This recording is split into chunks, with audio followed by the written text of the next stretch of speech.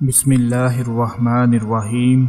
अस्सलामु अलैकुम वरहमतुल्लाहि वबरकातुहू। आज मैं अपने तमाम देखने और सुनने वाले भाइयों को और बहनों को कुरान पाक की एक सूरत मुबारक की आयत का बहुत ही प्यारा अमल बताने जा रहा हूँ, जो कि ईद के चाँद नज़र आने के हवाले से है।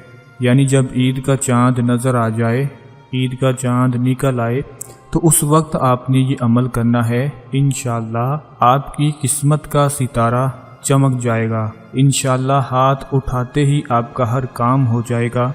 जो बात मुंह से निकालेंगे वो पूरी हो जाएगी और पसंद की मुराद और हाजत पूरी हो जाएगी। ये अमल बहुत ही प्यारा है, आपने लाजमी कर लेना है।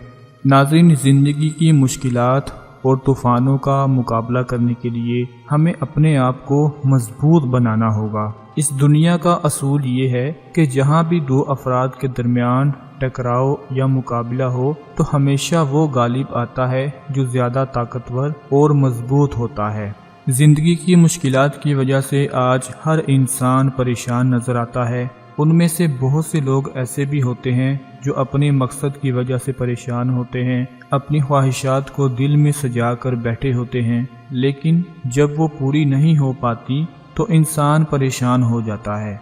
एक हदीस पाक में है कि अगर तुझे कोई मुसीबत पहुँचे किसी गलती या कोताही की वजह से, तो ये ना कहो कि अगर मैं ऐसे कर लेता तो ऐसा हो जाता, अगर मैं यूं कर लेता तो यूं हो जाता। ऐसे ना कहो, इसकी बजाय ये कहो कि ये अल्लाह की तकदीर है और जो उसने चाहा वो ही बेहतर किया। बेशक अगर का लफ्ज़ शैतानी अमल का दरवाज़ा खोल देता है। और हज़रत अब्दुल्ला इब्ने मसूद रज़ी अल्लाह अन्हा के एक कौल का मफ़हूम कुछ यूँ है कि मुझे अपने मुंह में अंगार रख लेना आसान है, यानी आग रख लेना आसान है, बनिस्बत इसके कि मैं माजी के किसी वाक़या की निस्बत यूं कहूँ कि काश मैंने यूं कर लिया होता या यूं ना किया होता। जो कुछ हो गया है उसे तकदीर का हिस्सा समझकर कबूल कर लेना चाहिए। नाज़रीन, जिन सहाबी की आपको बात बताई, उनके कहने का मकसद ये है कि मुझे अपने मुंह में आग रख लेना ये आसान है, लेकिन मैं ये नहीं कह सकता कि काश मैंने यूं कर लिया होता या यूं ना किया होता तो फिर ही बेहतर होता।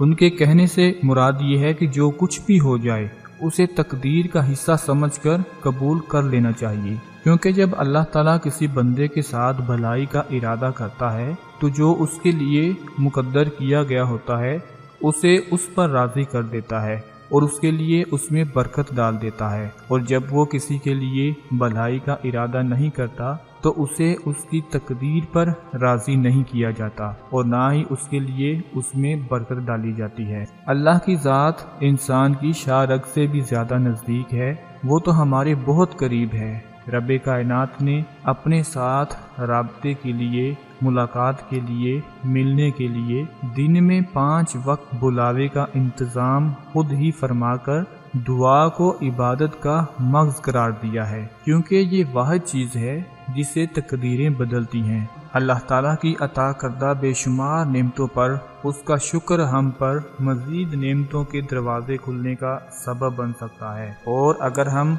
इसके साथ साथ अल्लाह पाक के इंसाफ पर यकीन रखते हुए, अल्लाह की रहमत पर यकीन रखते हुए उसकी मखलूक की हाजत रवाई में लग जाएं, मखलूक की खिदमत में लग जाएं, तो हदीस शरीफ में आता है कि जो मखलूक की हाजत रवाई में लग जाता है, अल्लाह उसकी हाजत रवाई में लग जाता है। और अगर खालिक खुद हमारी हाजत रवाई में लग जाए तो फिर हमारी कोई भी हाजत पूरी हुए बगैर नहीं रह सकती। कुरान पाक ने बयान किया है कि हर तंगी के बाद, हर मुश्किल के बाद आसानी है, और फिर इस बात को दोबारा बताकर शक करने वालों को क़यामत तक खामोश कर दिया गया है कि बेशक हर मुश्किल के बाद, हर तंगी के बाद आसानी है। यानी ज़िंदगी में तकलीफ़ें और मुश्किलें पहले आएंगी और आसानियाँ बाद में आपके घर का रास्ता देखेंगी। तो आज हम इसी हवाले से आपको कुरान पाक की एक सूरा मुबारक है, जिसे सूरा अलम नशराह भी कहा जाता है, उसकी आयत नंबर 5 और 6 के हवाले से आपको अमल बताने जा रहे हैं कि जब ईद का चाँद नज़र आ जाए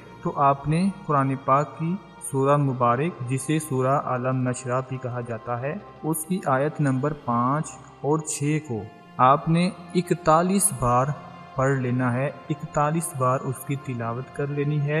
اور کب کرنی ہے؟ جب عید کا چاند نظر آ جائے، عید کا چاند نکل آئے تو پھر آپ نے یہ عمل کر لینا ہے انشاءاللہ۔ اس کے بعد اللہ پاک سے دعا کریں، آپ کی تمام مشکلات آسان ہو جائیں گی، تمام حاجات پوری ہو جائیں گی اور آپ کو اپنے ہر مقصد میں کامیابی مل جائے گی۔ ناظرین، ہر انسان کو دنیا میں پہلے مشکل کام کرنا پڑتا ہے، پھر اسے آسانیاں عطا کی جاتی ہیں۔ کسان کو دیکھ لیں، پہلے ہل چلاتا ہے، فصل کاشت کرتا ہے، اسے ہر طرح کی بری چیزوں جیسے نقصان دینے والے جانداروں اور بہت ساری رکاوٹوں کا سامنا کرنا پڑتا ہے، اور مہینوں کی محنت کے بعد پھر اسے بھرپور فصل یعنی آسانیاں عطا کی جاتی ہیں۔ ایک طالب علم کو دیکھ لیں، پہلے راتیں جاگ جاگ کر محنت کرتا ہے، تب جا کر اچھے نتیجے کی صورت میں آسانی ملتی ہے۔ یعنی دنیا میں کسی بھی آسانی کی قیمت پہلے محنت ہے، تنگی ہے، مشکل ہے، پھر اس کے بعد آسانیاں نصیب ہوتی ہیں۔ تو آج کا جو آپ لوگوں کو عمل بتایا ہے، یہ آپ نے لازمی کر لینا ہے اور اس کے بعد صبر کرنا ہے اللہ تعالیٰ کی ذات پر۔ انشاءاللہ آپ کی قسمت کا ستارہ چمک جائے گا اور آپ کی ہر بات پوری ہو جائے گی۔ اس عمل کو خود بھی کر لیں، اپنے دوستوں کے ساتھ بھی شیئر کر لیں تاکہ آپ کے ساتھ ساتھ ان کو بھی فائدہ حاصل ہوتا رہے۔ اپنا بہت سارا خیال رکھیے گا، اپنی دعاؤں میں یاد رکھیے گا۔ اللہ حافظ۔